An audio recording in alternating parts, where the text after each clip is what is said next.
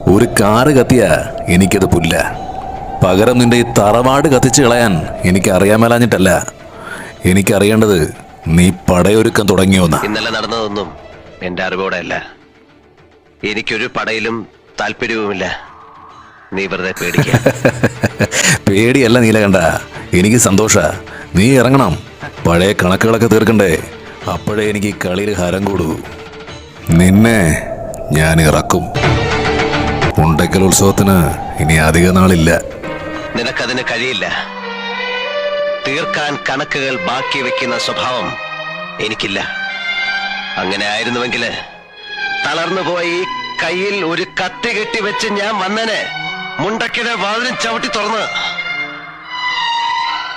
പഴയ നീലകണ്ഠനെ മറക്കാൻ ഞാൻ തന്നെ ശ്രമിക്കുക. ഓർമ്മിപ്പിക്കാൻ നീ വെറുതെ ശ്രമം നടത്തണ്ട ചേരാ.